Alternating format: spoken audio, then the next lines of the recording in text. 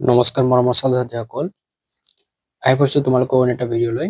এইটো ভিডিঅ'ত মই তোমালোকক ফিজিক্সৰ 4টা এনেকুৱা টিপছৰ বিষয়ে কৈ দিম, যিকেইটা টিপছ তোমালোকে ইউজ কৰি তোমালোকৰ ফিজিক্স পৰীক্ষাত আহিবলগীয়া এইচএছত তোমালোকে 65+ নাম্বাৰ পাব পাৰা। সো বলক ভিডিঅ'টো আৰম্ভ কৰোঁ, তোমালোকে স্কিপ নকৰাকৈ চাই যোৱা। ইয়াৰে প্ৰথম টিপছটো তোমালোকক মই কৈ দিছোঁ, প্ৰিভিয়াছ ইয়াৰ কুৱেশ্যন পেপাৰ। তোমালোকৰ যিখিনি প্ৰিভিয়াছ ইয়াৰ কুৱেশ্যন পেপাৰ থাকে এই গোটেইখিনি তোমালোকে লাষ্ট 5 ইয়াৰ্স লৈকে তোমালোকে সলভ কৰিবা। আৰু যদি পাৰা তোমালোকে 5 ইয়াৰ যদি তোমালোকে ভাবা আৰু মই প্ৰিভিয়াছ ইয়াৰ বেছিকৈ সলভ কৰিম, তেনেহলে তোমালোকে লাষ্ট 10 ইয়াৰ্স লৈকে সলভ কৰিব পাৰা। তোমালোকৰ নিজৰে ভাল হ'ব, মানে ইমপ্ৰুভ এটা আহিব।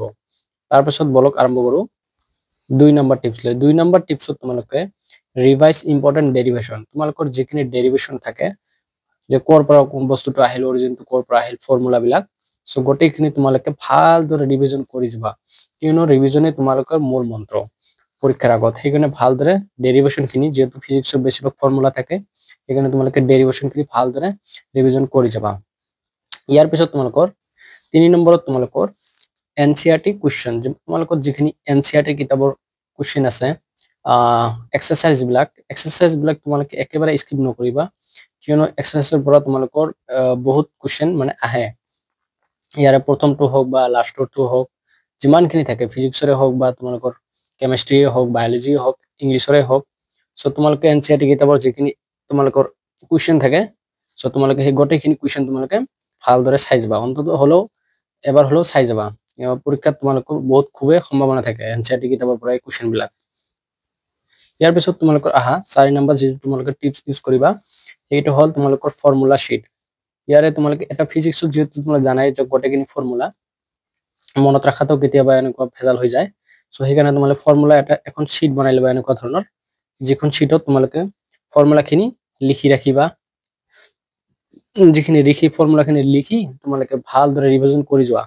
যদি এনেকুৱা তোমালোকে কৰি যোৱা, তেনেহলে তোমালোকৰ পৰীক্ষাত মনত পৰি যাব। যদি কেতিয়াবা মনত হাৰাই যায়, তেতিয়াহলে সেই ৰিভিজন খিনি, সেই ফৰ্মুলা শীটৰ বস্তুখিনি তোমালোকে মনত পৰি যাব। আৰু এনেকৈ এই টিপছ 4টা টিপছ তোমালোকে ইউজ কৰি পৰীক্ষাত ভাল এটা নাম্বাৰ স্কোৰ কৰিব পাৰিবা।